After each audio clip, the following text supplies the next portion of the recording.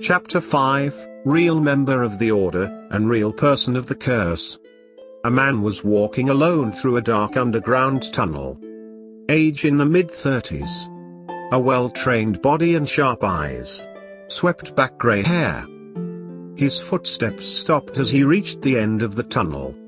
In front of him was a door protected by two soldiers. Is the Kajinu girl inside? Yes, Olbasama. The soldier that he addressed saluted, then unlocked the door. Sir, please mind yourself in there. Though restrained, she is extremely aggressive. HMPH, who do you think I am? I'm very sorry, sir. Olbo opened the door then walked in. The room beyond was an underground stone-walled jail. A single girl was affixed to the wall with magic sealing chains. You must be Claire Kajinu. At Olbo's voice, the girl called Claire raised her head. She was a very beautiful girl. As she had been kidnapped while sleeping, she was still wearing a thin negligee that could not hide her full breasts nor her luscious thighs. With her silk-like black hair cut in a straight line behind her back, the girl glared up at Olba with strong-willed eyes. I've seen your face at the royal capital before. If I remember correctly, you are Viscount Olba, are you not? Who? You were with the Imperial Guards previously. Ah, no, it was at the tournament during the Festival of the God of War. Festival of the God of War, hey. Oh yes, that time when Princess Iris cut you up every which way. Claire laughed in merriment. HMPH, it was within the limits of a match, and thus didn't mean anything. In a real fight, there's no way I'd lose to her. Nothing would be different in a real fight, oh Viscount Olba who lost in the first round in the tournament. Fool. You don't even know how much of an honor it is to simply just stand on the stage of that tournament, you ignorant girl. Olba glared back at Claire. I will be able to stand on that stage just 1 year later. Too bad for you. You don't have a year left. The chains restricting Claire clinked. Immediately afterwards, her teeth snapped just barely short of Olba's neck. If Olba hadn't tilted his head that little bit, then his carotid artery might have been torn out right there and then. The one who can't live for 1 more year, will that truly be me? Or will it be you? Do you want to bet on it? No need for the bet, Claire Kajinu. Olba's fist slammed into the chin beneath Claire's dauntless smile. She crashed onto the stone ground, but her strong eyes never left Olba. Olba lowered his fist, having felt less resistance on his fist than expected. You jumped backwards. Claire smiled dauntlessly. Was there a fly in the room? HMPH, seems you're not just led around the nose by your large magic capacity. I was taught that magic is not about amount, but control. What a good father you have. I've never learned a thing from that baldy. It was my little brother. Brother? My impertinent little brother. Every time we fight, I'd win.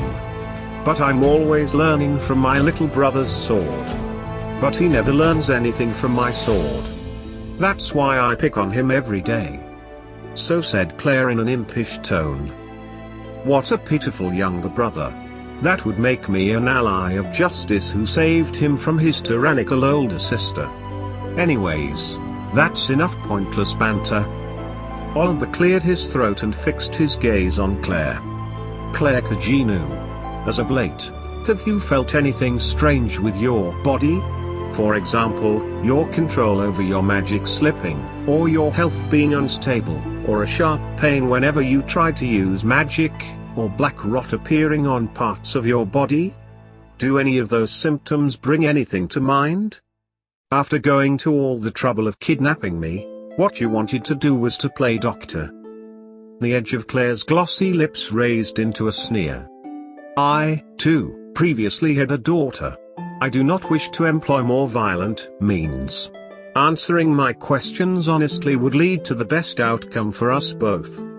Oh, is that a threat? Unfortunately, I have a personality that makes me want to rebel when threatened. Even if my head understands that it would not be logical to do. So you mean to say that you have no intention to cooperate? I wonder. Olba and Claire glared at each other. The one who broke the silence first was Claire. Very well.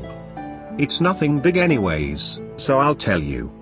You mentioned instability with my body and magic, right?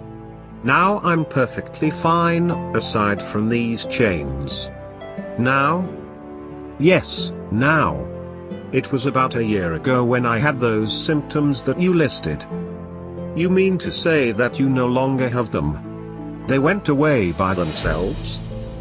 To Olba's knowledge, there's never been a case of that being healed. I didn't really do anything Oh right, my little brother had me do something he called stretches. I don't really know the details, but he asked me to practice it, and before I knew it my body returned to being in top condition. Stretches? Never heard of it. But the fact that you had the symptoms before means that there's no mistake, you are indeed compatible. Compatible? With what?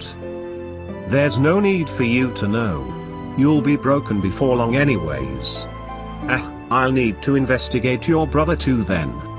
Something suddenly smashed into Olba's nose, cutting off his words. Olba retreated to the door, glaring at Claire while suppressing his nosebleed. Claire Kajinu, you bitch.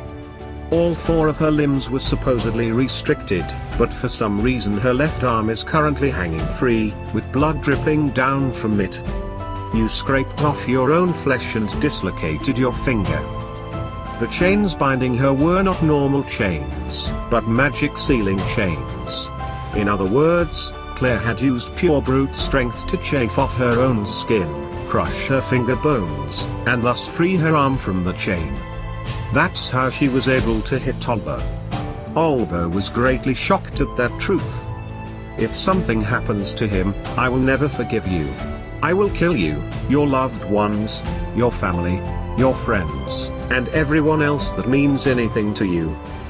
Olba's full power punch landed on Claire's stomach. Bound in place by the magic sealing chains, Claire had no way to evade Olba's magic strengthened blow. You brat! Olba spat on Claire's crumpled body. The blood that flowed from Claire's left hand was pooling together into a dark red stain on the ground. No matter. You should now understand. So muttering, Olba reached towards that blood. But right at that moment, a soldier breathlessly rushed into the room. Olba-sama, it's terrible. We have intruders. Intruders? How many? Unknown. They seem to be few in numbers, but we are being completely run over. You, very well, I'll go out myself. You lot fall back and set up a defensive formation. After clicking his tongue once, Olba turned around.